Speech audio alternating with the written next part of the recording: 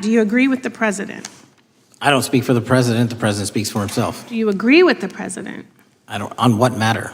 On the question that I just asked, do you agree with his statement about the radical left? That there's ideology that's driving violence on both sides? Yes, that's what he acknowledged. Lady from California is recognized.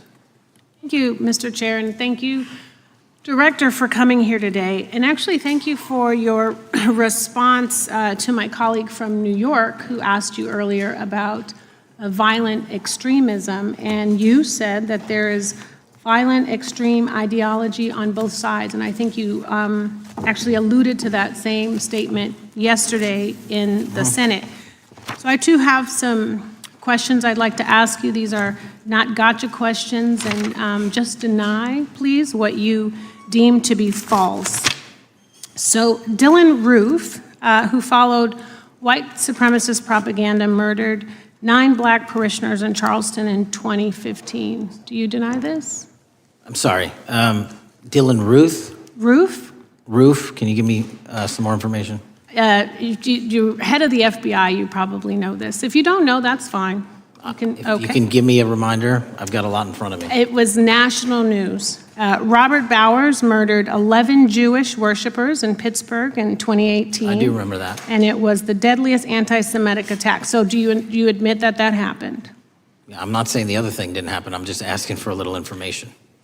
Patrick Cruces, who posted a manifesto about a Hispanic invasion, walked into a Walmart in El Paso, Texas in 2019 and began firing. He murdered 23 people that day, and the youngest was 15. Do you admit or deny that that happened?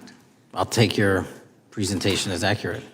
All right, well, I have to say all of these cases have been adjudicated. As I said, they are not gotcha questions. These incidents were national news. And as director of the FBI, you have access to all of this information. So in 2022, Peyton Grendon walked into a supermarket in a black neighborhood in Buffalo, New York, and started shooting. He murdered 10 people that day. And on September 10th, your friend Charlie Kirk was assassinated. Tyler Robinson has been taken into custody and charged, but also on that day, Desmond Holley, a 16-year-old white male, shot and injured 2 students at a high school in Colorado before killing himself. And according to the Anti-Defamation League, he had a fascination with mass shootings and white supremacy. So do you admit to, deny these facts? Those happened. Okay. Your predecessor, former FBI Director Christopher Wray, said that one of the most dangerous concerns is that racially motivated violent extremism, especially white supremacists, has been the biggest chunk of our domestic terrorism cases and is responsible for the most lethal attacks over the last decade. Do you admit or deny, A, that he said this? I'll let the record reflect that. Whatever he said was what he said. All right, and do you agree? That there is racially motivated crimes being committed in America, yes. Yes, especially white supremacists, which is the biggest chunk of our domestic terrorism. I'm glad that you said this. So last week, President Trump was asked if there were extremists on both the left and the right.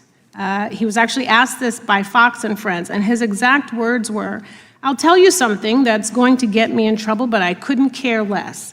The radicals on the right oftentimes are radical because they don't want to see crime. The radicals on the left are the problem, and they're vicious, and they're horrible, and they're politically savvy." Do you agree with the president? I don't speak for the president speaks for himself. Do you agree with the president? I don't, on what matter?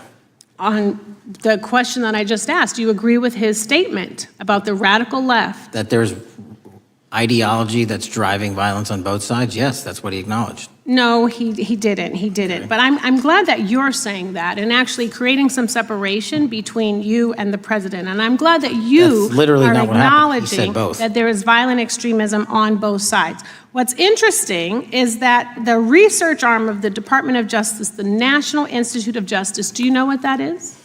I'm familiar with them. Okay, great. It is the research arm of the Department of Justice, and it published an article in 2024 devoted to domestic radicalization, violent extremism, and terrorism.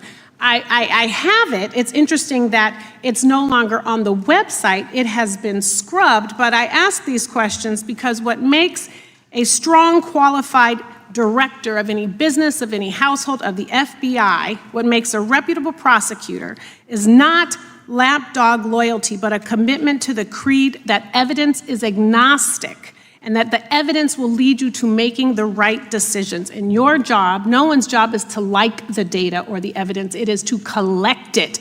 That is how you gain trust. And Mr. Chair, I would like to enter into the record, if I may.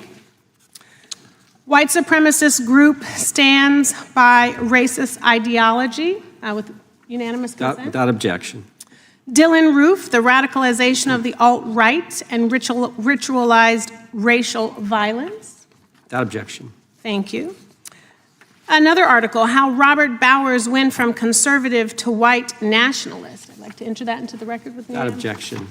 Patrick Cruces believed he was fulfilling Trump's wishes in El Paso attack, his attorneys said. I'd like to enter into the record. Without objection. Buffalo shooting, how far-right killers are radicalized online. I'd like to enter that into the record. Without objection. Evergreen High School shooters' online activity reveals fascination with mass shootings, white supremacy. I'd like to enter that into the record. Without objection.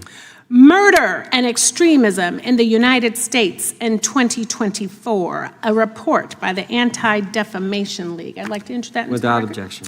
And the article, the report that was scrubbed from the DOJ just recently, the National Institute of Justice Journal focusing on domestic radicalization, violent extremism, and terrorism. I'd like to enter that into the record. Without objection. And lastly, the libertarian think tank Cato and their analysis on violent extremism and the right rising in extremist acts. I'd like to enter that into the record. Without objection. Thank you, and I yield back. Gentleman yields back. At today's House Judiciary Committee hearing, Representative Sidney Kamlager-Dove, Democrat, California, questioned FBI Director Kash Patel on the issue of violent extremism in the United States.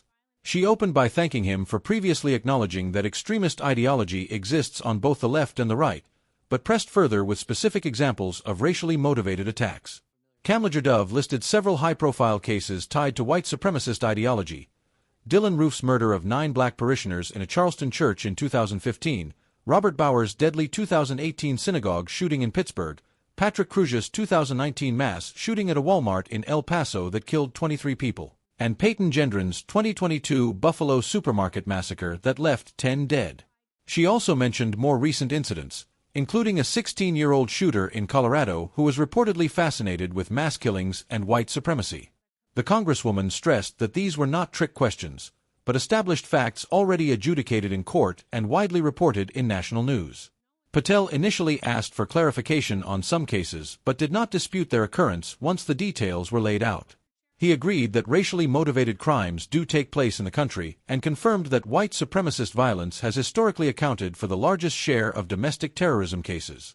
Kamlager-Dove then pointed to former FBI Director Christopher Wray's prior statement that white supremacist violence represented the most dangerous and lethal form of domestic extremism over the past decade. She pressed Patel to acknowledge this reality, which he did.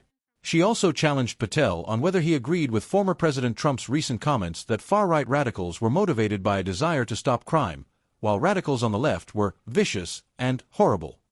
Patel distanced himself from those remarks, emphasizing that he does not speak for the president. He reiterated his position that violent extremism exists on both ends of the political spectrum. Kamlager-Dove highlighted a 2024 publication by the Justice Department's National Institute of Justice on domestic radicalization and extremism, noting that it had since been removed from the DOJ website. She argued that leadership in law enforcement is not about loyalty to individuals but to evidence, underscoring that credibility comes from allowing data to guide decisions rather than political influence. To close, she submitted a series of reports and articles into the official record, including accounts of how white supremacists have been radicalized, the connection between extremist violence and online spaces, and analyses from both advocacy groups and think tanks. Each was accepted without objection, reinforcing her broader point that the FBI must address domestic extremism with honesty and evidence-based action.